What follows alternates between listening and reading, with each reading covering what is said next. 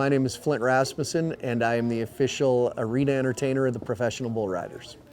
I've been doing it, exclusively to feed my family, so to speak, for about 20 years. And I know I look 28, but yeah, it's hard to believe. It's been about 20 years. I was about 19 years old, spouting off about how I thought I could do better. And my dad and brother dared me to go to a little rodeo in Montana and try it. And dang it, I was pretty good at it. Not anything like now, but it took it from there. And when I'd come home from college, it was my summer job. A guy hired me just to go around Montana, and word of mouth got out, and I grew and grew. You don't all of a sudden start this and get to work the PBR in Springfield, Missouri, or Madison Square Garden, or Nashville, Tennessee. It takes a while, so started small. I became a bullfighter. I grew up around cattle, working on ranches with my dad. I actually went to work for a guy in high school that rode bulls, Jay Cochran. We would get on bulls, after work every day, practice, take turns saving each other. I just picked it up. I like fighting bulls better, and I wasn't that good at riding them. Just one day I saved a guy, and I knew that was what I was going to devote the rest of my life to. So I became a bullfighter because, in all reality, a friend of mine when I was a child, when I was about 5 years old, was moving from the state of California where I lived to Texas to become a bullfighter, and I was kind of devastated, so I decided right then I wanted to be a bullfighter like him. A bullfighter's job is to step between a bull and a cowboy, and people say distract the bull so the cowboy can get away. Bulls are attracted to movement, so we get asked, what do you have to do to distract a bull? Basically, move in front of them. Our job is to keep these guys safe, so we're looking at positioning ourselves around them bulls, being able to kind of see where they're going, just pay attention to the bull of how he's moving, and you can kind of tell where he's going to go. You can get yourself in position, kind of anticipate the bull rider when he's going to come off, what kind of shape he's in, and just your timing. You got to have good timing to step in there in the right spot and get that bull's attention. There's three of us that work together.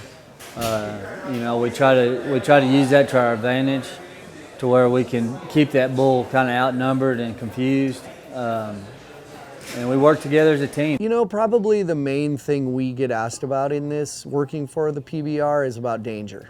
And I guess we don't think about it all that much, and I always say, even when I'm just entertaining, there's a sense of danger because you're in an enclosed small area with bulls. So there's always danger, but I don't know, I guess firemen have danger, police officers have danger, heck, school teachers have danger.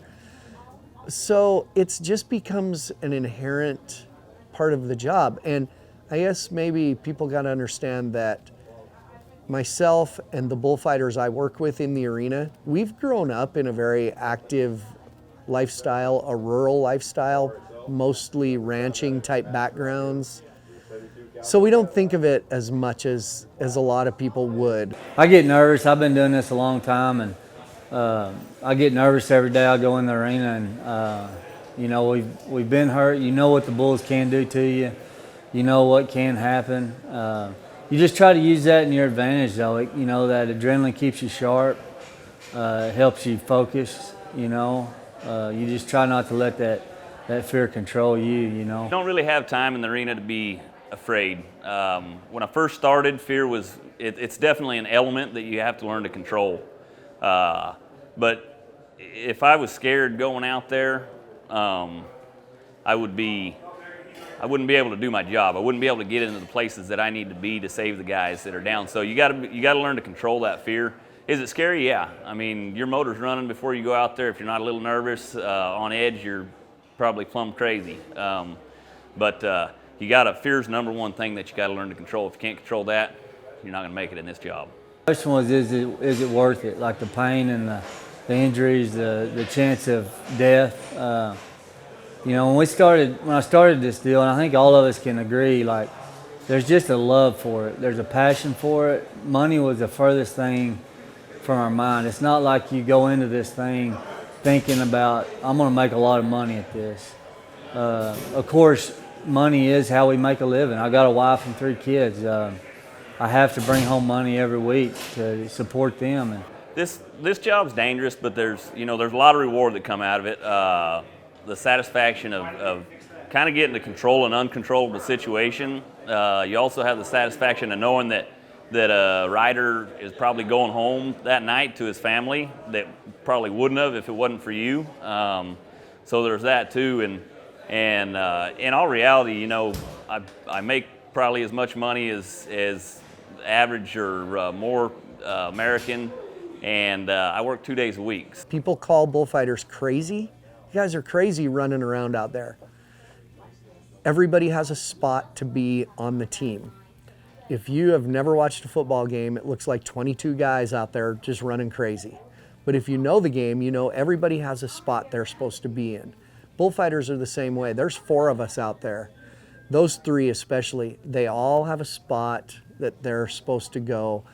The play isn't drawn up because a bull is involved, but their instincts and their years of experience tell them we're supposed to be in that spot. They know what they're doing way more than people think. A huge part of what we do is actually reading the animal. During the ride, I'm gonna be watching the cowboy, and I'm gonna try to predict when and where he's gonna hit. If I can predict that, then I can be in a position to distract the bull from him. And from that point, when I get in that position, I'm looking at that bull and I'm deciding, bulls travel on leads. So they have 4 legs. Either their left leg is going to be out front, that's a left lead, or they have a right lead, or when their right leg's out front, and they'll travel on that lead. Whichever lead they're on, that's which way they're naturally going to want to go. And then you got to read their mind, you got to look at their eyes and their head and decide which way that wants to go.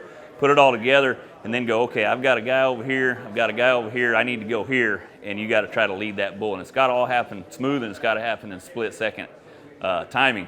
Luckily, I work with 2 other guys that are the best in the world, and they make the job that much easier because we can work together doing it. The bulls nowadays are bred. It's unbelievable how good a breeding program they have.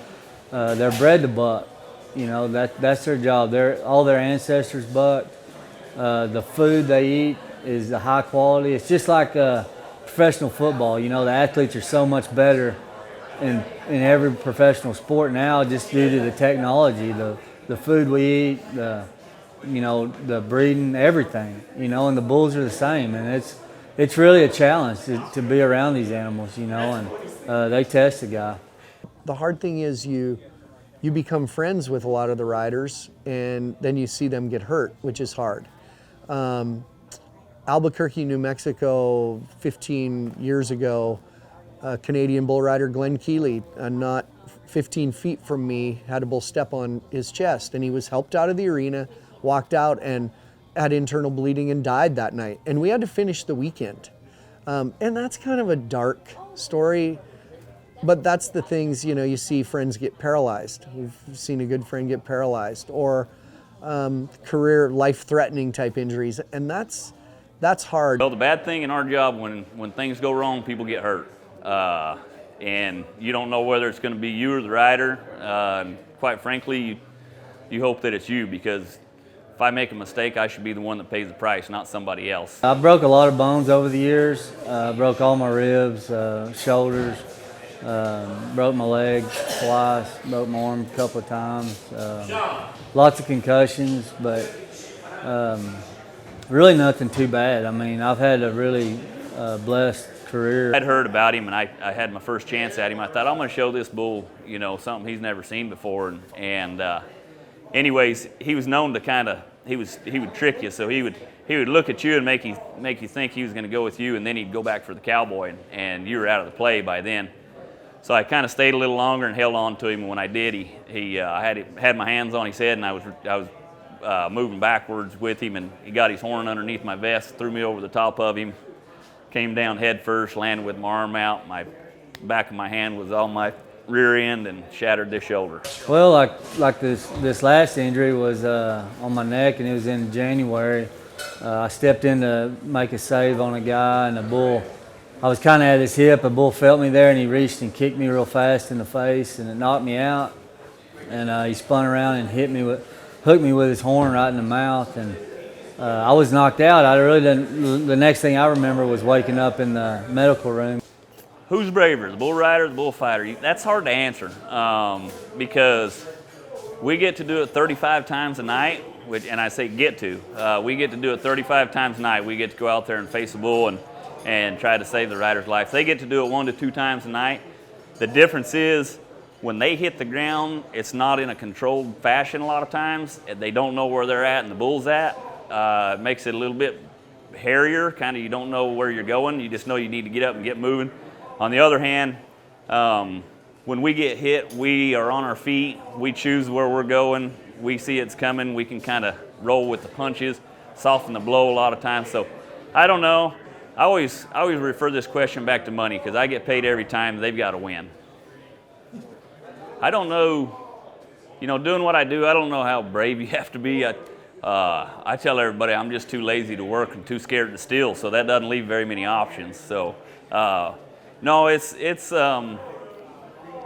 yeah, I mean, a lot of people say we're crazy. I don't think any of us are crazy. I don't think any of us are adrenaline junkies. Well, there might be some guys that are adrenaline junkies, but the 3 of us working here, I wouldn't say that any one of us are adrenaline junkies, but we love what we do, and it's something that not a lot of people can do and not a lot of people can do good. So who wants to be like everyone else,